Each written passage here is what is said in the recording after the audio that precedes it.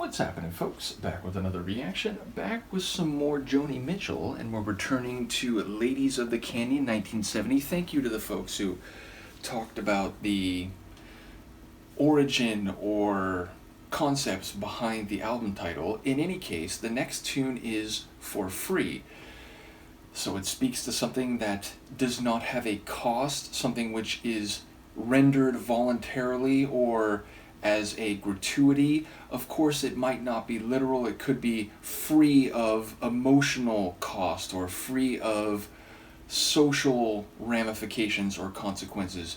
Nevertheless, it suggests something which does not have a price tag, literal or figurative, associated with it, though of course it remains to be seen whether that is only the perception of the speaker or whether that is something which is contested or disputed. In any case, I will see what I can catch on the first listen. Once again, shout out to Nikola for this deep dive, as well as Mark and others who've been commenting along the way.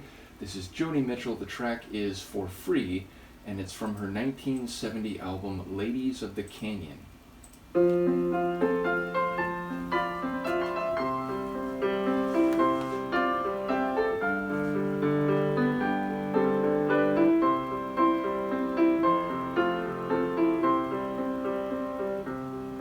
I slept last night in a good hotel. I went shopping today for jewels.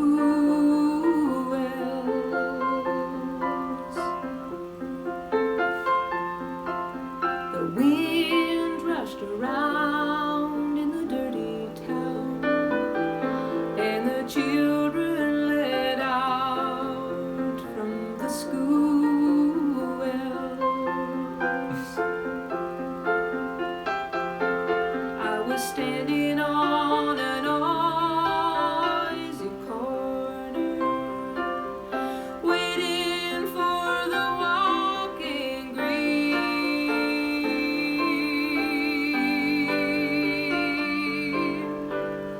Across the street he stood, and he played real good on his clarinet for free.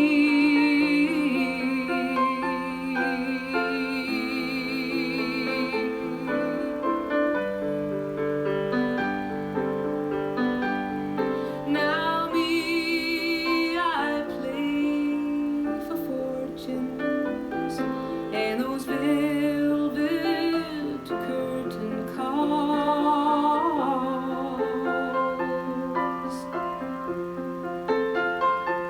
I got a black limousine and two gentlemen escorting me to the halls.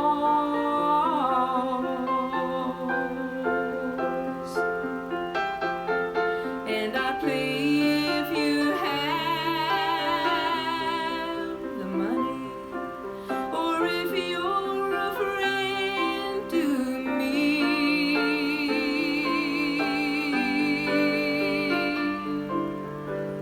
With the one-man band by the quick lunch stand, he was playing real good for free.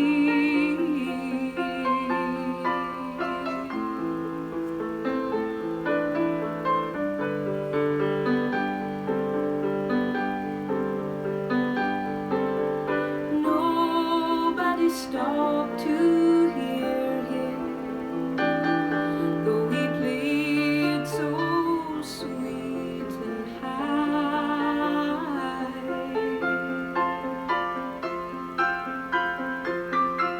They knew he had never been on their TV, so they passed his music by.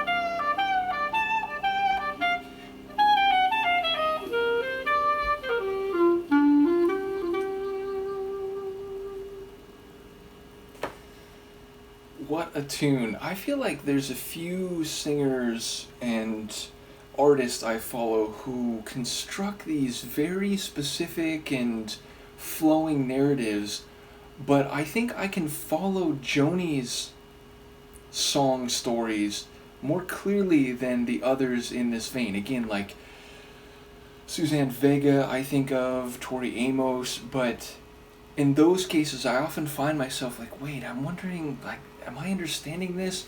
Whereas Joni's, even when they're eccentric or, I don't know where they're going in terms of the narrative, I hear them a bit more clearly. So it's a testament to her storytelling ability that I find myself very immersed in these visual and interactive tales that she's telling. And this one I understood from start to finish, and I feel like, and dare I say, not just in terms of what's happening, but some of the concepts at play. So, okay, she's on tour, she's staying at a hotel, and she's walking around the town. And first of all, I find it clever, some of her rhyming ability here, where she's rhyming like hotels with jewels, which you wouldn't think those syllables would necessarily rhyme, but the way she says jewels and squels, she's being creative with the expression of the word sounds, which, obviously this is very far away from hip-hop, but I've often talked about in my appreciation of some of the best hip-hop MCs that they bend words, they create rhymes with words that on the page don't look like they would necessarily rhyme together, and I think Joni does that here in this song.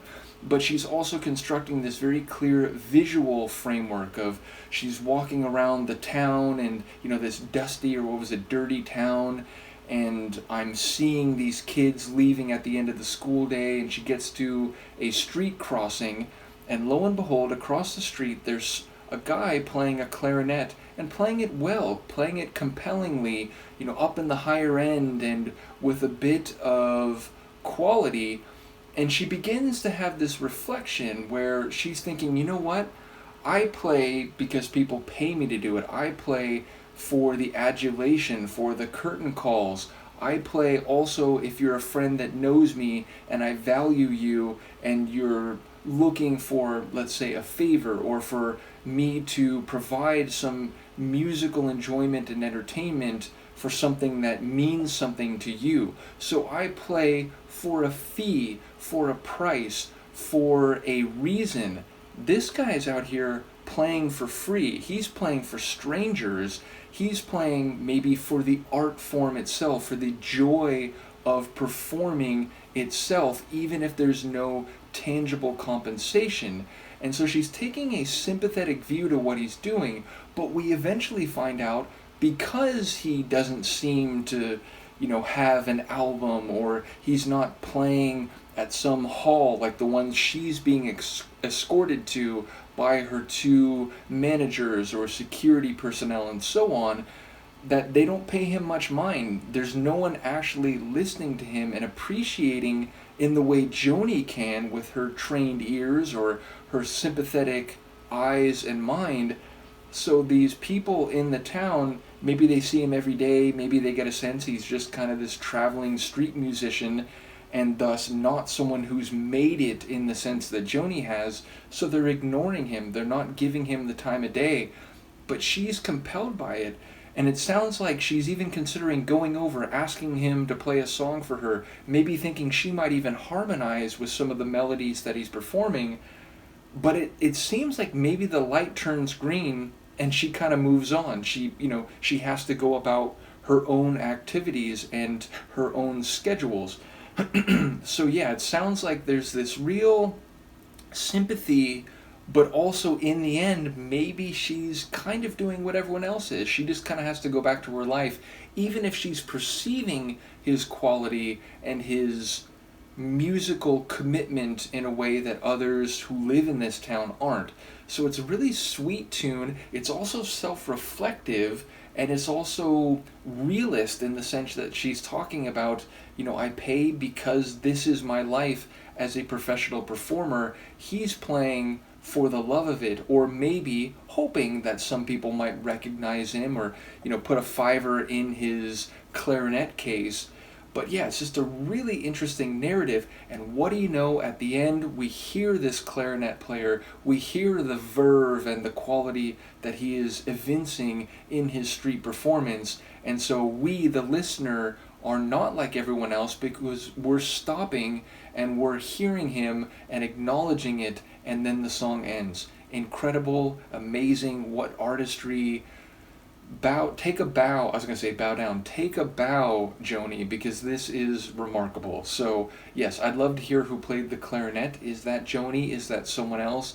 The piano, beautiful, elegant, giving me the musical contours to support this very compelling and engrossing lyrical story that she's telling. Incredible. I loved it. Let me know what you think. Shout out again to Nikola for this journey, and I will see you for the next one. Peace.